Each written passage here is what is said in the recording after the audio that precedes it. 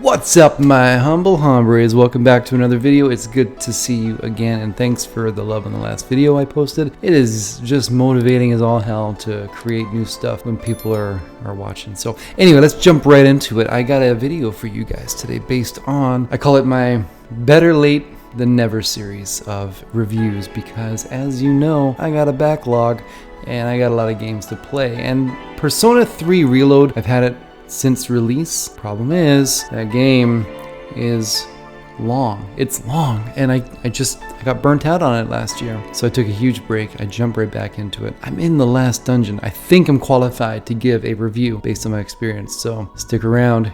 Here goes. By the way, for those of you in the 40th year of your life, is your body starting to hurt sometimes?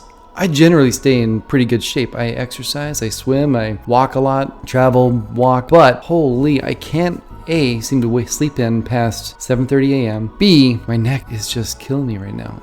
I woke up on the wrong side of the bed and it's just sore as shit. So I'm sorry if my neck's like can't moving like a robot. You know. Anyway, let's get into Persona 3 Reload review. Better late than never. So I've got a relationship with that game, just like many of you do probably. You got it back in the original release date. If you're my age, if you're younger, you picked up a used PS2 copy and loved the hell out of it, most likely. There's two camps, the Persona 4 camp and the Persona 3 camp. I am definitely of the Persona 3 camp, and I'll tell you why. After taking a huge hiatus of Persona and a lot of games in general, I got back into it, and a friend of mine, his name's Ian, we were walking around downtown Vancouver one day, and he says, "Hey man, you want anything?" I'm like, "What?" I'm like, "What do you mean, like food?" He says, "No, you want some games or something? Well, just got some cash to burn." I'm like, okay. I saw Shin Megami Tensei, Persona 3, and Persona 4 on the shelves at EB Games. And I'm like, "Can I get these?" And he's like, "Yep." Pays for them, being the impatient little shit that I was back then. We had plans to hang out afterwards, and I was so pumped to play this game. I just kept looking at this box all like, how am I going to get out of here so I can get back to my PlayStation 2 and pop this in and enjoy. Well, little did I know I could have popped that in at any time because it's a long-ass game. Hard, too. So anyway, I ended up getting out of there. Sorry, Ian. Now you know the truth. And got home. I put Persona 3 into the PlayStation 2, and I was just, wow. The colors, like blue. The blue spectrum is my favorite shades, and it just gave this sense of melancholy and sadness and loneliness, I guess I could say, if that makes sense. Prior to this, I had been playing Digital Devil Saga and Nocturne, and those games really did elicit a weird loneliness. I don't know how to explain it, like this urban emptiness. I wish I was more articulate right now. By the way, it is 7:41 in the morning. I've been awake since 5:45, so I'm trying my best to shoot from the hip here. I don't use ChatGPT for my videos. Just want to put that out there. I don't use ChatGPT to make my scripts. I have notes on my phone and memory. Slowly decaying memory as I get older. Anyways, so fast forward to the release, I think it was 2024, right? Of Persona 3 Reload. Fast backward a little bit to the trailer for that coming out, and I was just, oh my god, I was so excited. I couldn't believe what I was seeing. It's finally here. Same feeling I got when they announced Resident Evil 2 remake. Like, love it or hate it, it was an exciting time. Same feeling as Silent Hill 2 remake. Love it or hate it, it's a good time. I'm enjoying all these games. It's just, when you have a development team that gives a shit about the source material, it makes all the difference. It's not just crapped out and given to the public, oh, let's make a quick buck. There's effort that went into these game remakes, and I'm so thankful for it. How many of you, leave a comment down below, bought a remake or a remaster, and you're just like, what the heck is this? You know, getting back to it. Sorry, review time. Gotta talk a little bit about the game too, though, right? So there's a few modern updates, I guess you could say. I'm not 100% happy with everything in the remake. Beggars can't be choosers, though. But the menus are clean.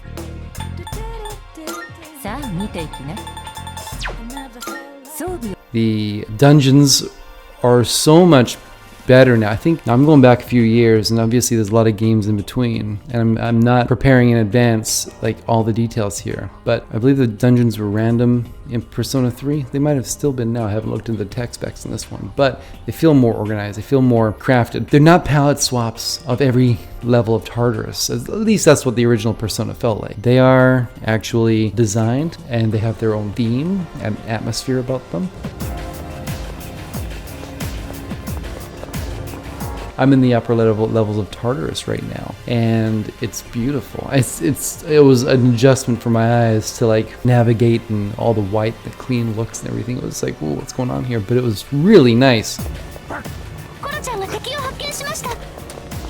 And I love it. I love all these stages. I mean, it's still a grind. You know, I'm following a GameFAQs. No, is it GameFAQs? Yeah, I think it's a GameFAQs walkthrough or something. I follow a schedule. I min-max my first playthrough on all Persona games because I just want to max out, get strong, do all the things I gotta do so that when I start the next game. Oh, by the way, I also play on easy these days. I don't go normal, I don't go hard unless I absolutely want to go through a new game plus. Yeah, I really enjoyed min-maxing this game, maxing out all the social links, seeing all the extra side stories. Why would you want to go through 2 playthroughs to do what you can do in one, and then on the second playthrough, rip through it your own way with God mode characters? That's how I play. And you know, there's no right or wrong way, right? We all like to do things the way we do them because it works for us. I feel like I've been called out in the past for min-maxing through a guide, but hey, each to their own, and you do you. Whatever you do is the right thing for you, right? Good. So the music is another thing I wanted to talk about. There's some redos on some of the tracks. Iwatodai Dorm theme song, I wasn't happy with that change. It was, if you wanna go ahead, free to do whatever, I'm chilling on my bed. Disappointing because I loved the original so much. It had this like pitch shifted down vocal line with this like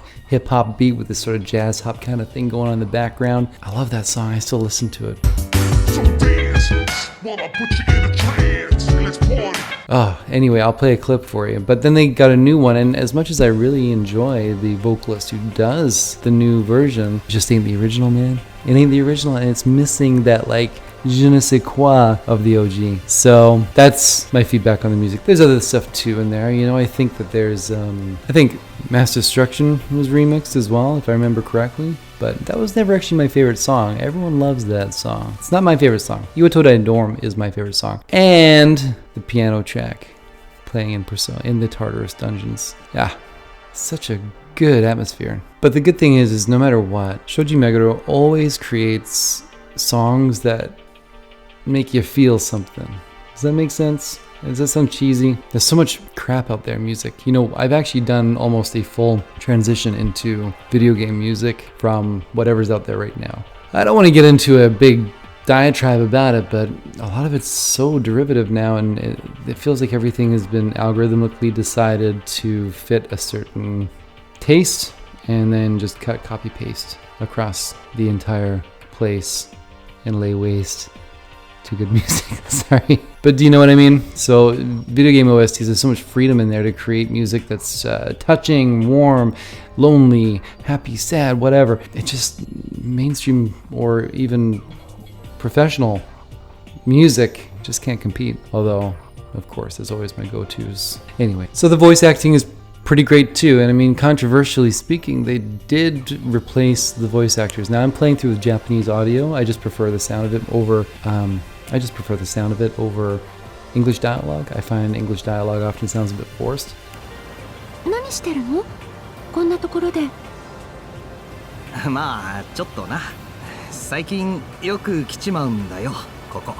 But the Japanese dialogue sounds a lot more mature, I guess you could say, more emotionally voiced rather than, you know, typical anime style voicing, which both I like.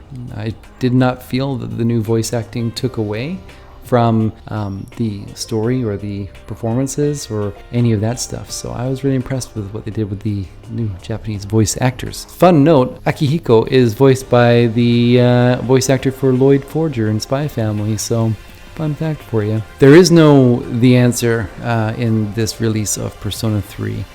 Am I so out of the loop? Did they release a DLC for that already? I'll check afterwards. Bear with me, I'll do another follow-up at some point on that. But there's no answer in this release, which surprised me a bit. I mean, I guess his story continues through The Answer, and you know, I was hoping to be able to play through that, but hey, not a problem. I'm 168 hours in as of this recording. I don't know if I'm ready for another DLC just yet, and I got burnt out on Persona 5. Do you know what I mean? Like, Persona 5 was a good game. It was a long game, then Royal, and then Strikers, and then blah, blah, blah, blah, blah. No hate on the game. I I just can't anymore with Persona 5. I'm not even giving the mobile game a go. Yeah, that's not for me. Fans of Persona 3 Portable will also be disappointed to see that there is no femme character, female protagonist. I never played through the female protagonist story on Persona 3 Portable, but I do own it. Am I missing out? I've heard I am. You know, heard that they made some changes to that are pretty fun. Not gonna lie, when Persona 3 Portable came out, I wish I bought it back then because it would have been cheaper than it is today, but I heard that it's a pretty good take on Persona 3. But again, I think I was starting to feel the burnout of the social links even back then with Persona 4, Persona 4 Golden, and then Persona 5, so I just was not ready to give it a go right now. I think sticking to the mainline releases is kind of the thing for me to do for now until I'm ready to go back. But good news, Persona 3 Portable was released on Game Pass, so it's there when I'm ready to play. I got a Japanese physical copy too. It's pretty cool. Let's talk about my favorite character in the entire game, Koraru. Koro-chan, he is the best boy. He is a good boy. He brings you gifts. He loves to have a shiny coat and let you brush him in your off time. And I just love that dog. He's such a sweetheart. And I wish more games had dogs with that personality. Koraru needs to be president. That's all I'm saying about that. So, Tarteus. That's what the gameplay mostly is. I always thought of the modern Persona games as kind of like a visual novel, right? You're basically watching a long cutscene while you do these social links, these events, these conversations. The gameplay is in Tarteus. The tower, 250 plus stories of dungeon battling and grinding, quest doing. It's a good time in small chunks. The guide that I'm using right now is sort of like you do all your stuff, and then in one night you do the whole of that block of Tartarus, which I actually really like the streamlined approach to that.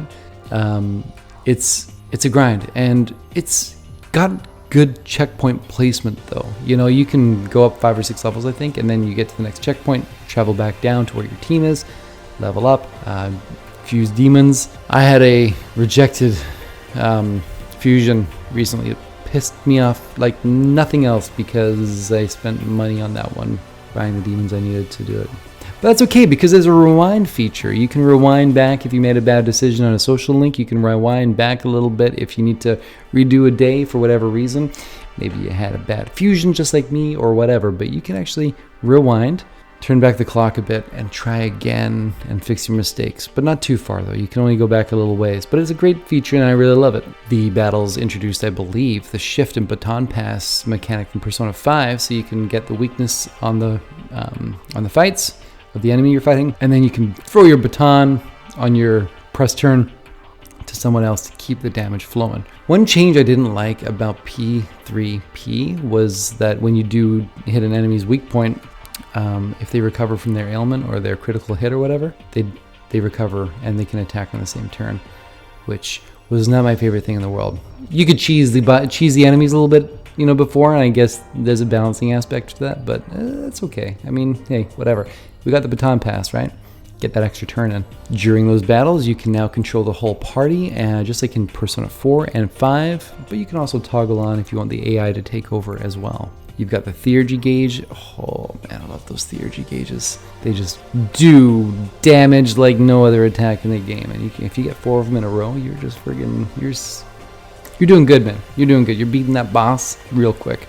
So this is in the same era as, you know, when Digital Devil Saga and Nocturne were released, around those same kind of years, within a few years of each other, I believe. And one thing I really love about the modern 3D Persona games, Shin Megami Tensei games, tell me if you understand what I'm saying with this, because I've been trying to find how to articulate such a personal feeling towards something. If you play through DDS, Nocturne, or P3, there's just this feeling of emptiness, but the emptiness feels like a character in and of itself, almost like it was planned. Loneliness in these games. It's like the streets and the restaurants that you go to here, Polonium Mall, the Port Island Station, there's people there. But there's a sense of still in the art direction, in the storefronts, inside the restaurants. inside everywhere that you go that just exudes this feeling of isolation. In a lot of games, reviews would say things like, the world's sparsely populated, it feels empty. I would say those things is a plus to these games because it elevates the mood of them in a way that I try to capture in other games, but those other games that might be reviewed as empty and sparse, it doesn't feel like this kind of empty and sparse. And I love this. I love this feeling. This is why I have this deep nostalgia for older games, older Atlas games, but I just miss that feeling that I used to get playing these things. I think it's a mixture of the music, the environment, art, colors, the story that come together to create an emotion attached to the game that you're playing, and that's what sticks around long term. I play dozens of games a year.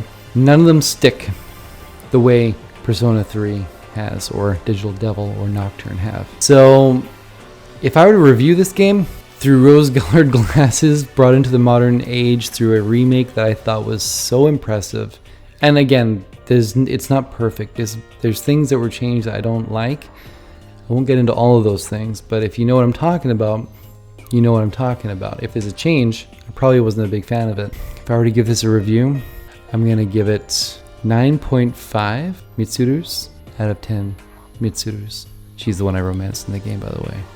So elegant. Anyways, guys, I hope you enjoyed the game. Leave a like and a subscribe and a comment down below. Tell me what you think about this or all the remakes that are coming out these days. I'd love to hear your thoughts on that and have a discussion and maybe make another video about it. Until then, you keep being you. Enjoy your thing, blah, blah, blah. Have a great day, everybody.